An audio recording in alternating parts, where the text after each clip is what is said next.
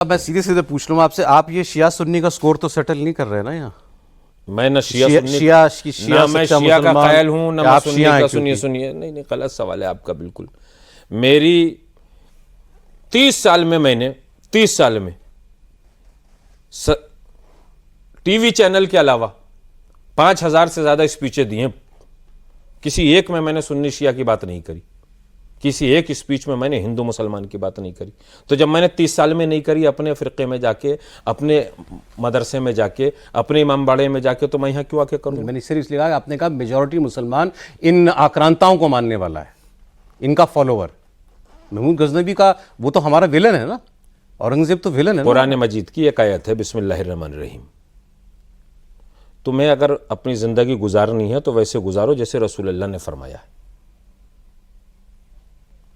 साहबी की बात नहीं आती है, ज़ौजा की बात नहीं आती है, फॉलोवर की बात नहीं आती है।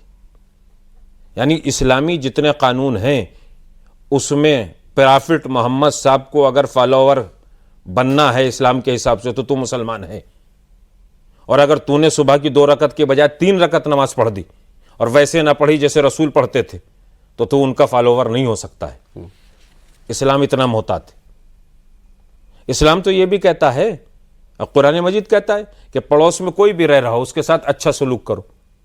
हमें 2 रकत नमाज पढ़नी है सुबह में, शाम को पढ़नी है 3 रकत। अगर 3 की 4 कर दी तो हम फॉलो नहीं कर रहे हैं प्रॉफिट मोहम्मद साहब को, 2 की दिल कर दी तो जब भी नहीं कर रहे हैं। तो मुसलमान के लिए ज़रूरी यह है कि रसूल अल्लाह के कहे हुए को माने, ना कि ये कि वो अपने ज़बान पर, अपनी आवाज़ पर, अपने कहने के ऊपर, अपनी सदा पर, अपने जुमलों के ऊपर ना समझ मुसलमानों को इकट्ठा करा के झगड़ा करा दे। आप अभी कह रहे थे 2 बातें, मैं फिर बताऊंगा आपको अभी 2-3 बातें। मैं अभी आता हूँ जरा इस पर, अभी जो घटना हुई इस पर मैं जरा बाकी दोनों हमारे मेहमानों की प्रतिक्रिया ले लें। सर, बंगाल से ही शुरुआत क्यों है?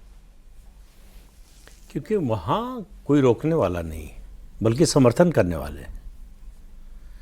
जो वहाँ हुकूमत है, जो सरकार है, राज्य सरकार है, उसकी जो मुखिया है, उनको ये पॉलिटिकली सूट करता है।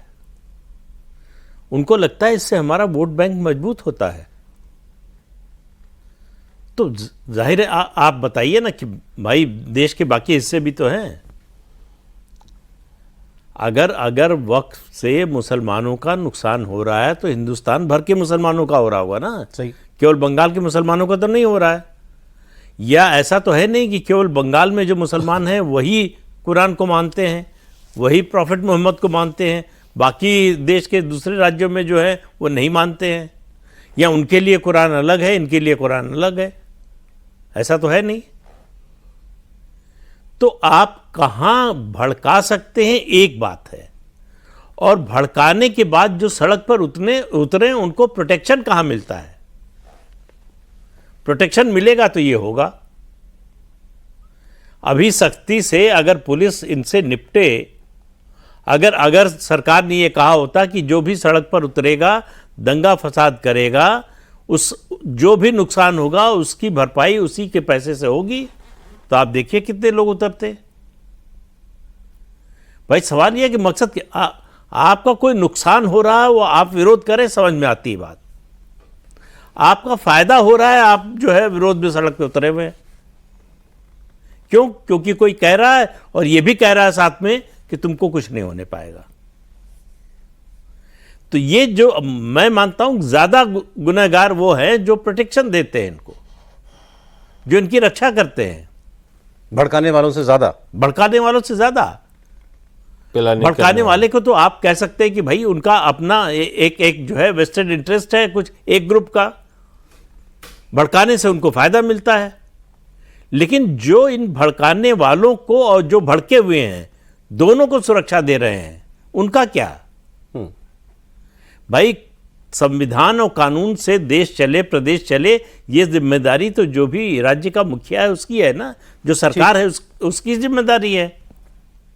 अगर सरकार ही जो है संविधान को मानने से मना कर रही है, संविधान के मुताबिक चलने को तैयार नहीं है, ये दंगा क्यों होना चाहिए आप बताइए? इससे फायदा किसका हो रहा है? सुप्रीम कोर्ट गई हुई है, दुनिया जाके चैलेंज करे, किया हुआ है जो भी फैसला आएगा मानिए। और क्या तरीका हो सकता है डेमोक्रेसी में? भाई दो ही तरीके हैं, या तो आप अदालत का फैसला मानिए या फिर जो है जनता का वोट के जरिए जो फैसला है वो मानिए। तीसरा तो कोई तरीका है नहीं। तो तीसरा तरीका ये खोजा गया है। ये ऐसे दबाव बन जाएगा?